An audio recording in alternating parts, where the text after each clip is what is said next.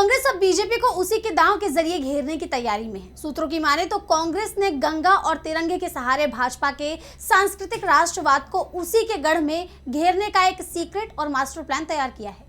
संघ के गुरु दक्षिणा मॉडल की तर्ज पर तिरंगा सम्मान निधि से लेकर गंगोत्री से गंगा सागर तक इस यात्रा में सियासत की एक नई पटकथा लिखी जा रही है, जो सीधे आने वाले चुनावों में सियासी समीकरणों को बदलने का दम रखती है।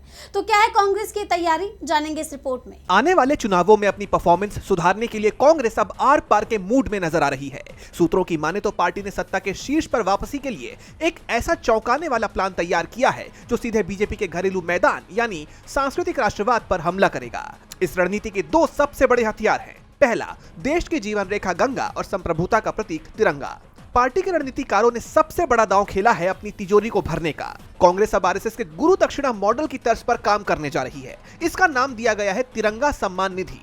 आइए समझते हैं कि ये क्या है। जैसे संघ में विजयदशमी पर स्वयंसेवक भगवा ध्वज के सामने बंद लिफाफे में नगद राशि दान करते हैं, वैसे ही अब कांग्रेस भी तिरंगे को साक्षी मानकर बंद लिफाफे में चंदा लेगी।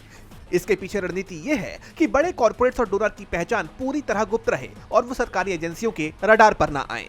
बात सिर्फ चंदे तक सीमित नहीं है। कांग्रेस इस पूरी पटकथा को जमीन पर उतारने के लिए एक विशाल जन अभियान की तैयारी में है। ये अभियान उत्तराखंड के गंगोत्री से शुरू होकर यूपी, बिहार और झारखंड के रास्तों से गुजरते हुए पश्चिम बंगाल के गंगा सागर पर जाकर खत्म होगा। कांग्रेस का फोकस उस विशाल हिंदी बेल्ट और पूर्वी भारत को साधने का है जो कभी उसका पारंपरिक गढ़ था, लेकिन आज वहां झारखंड के हिस्से को छोड़कर गंगोत्री से गंगा सागर तक बीजेपी और उसके सहयोगियों का राज है।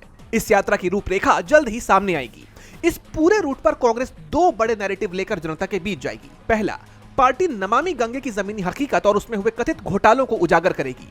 दूसरा, कांग्रेस तिरंगे को सर्वधर्म सद्भाव और आपसी भाईचारे के प्रतीक के रूप में पेश करेगी। साथ ही जनता को बताएगी कि मौजूदा सरकार के कार्यकाल में तेजी से गिरते रुपए और कमजोर विदेश नीति के कारण वैश्विक मंच पर देश की संप्रभु साख धूमिल हुई है। अब ये देखना दिलचस्प होगा कि ये मुहिम कांग्रेस के लिए कितनी फायदेमंद साबित होती है। डीबी लाइव की रिपोर्ट।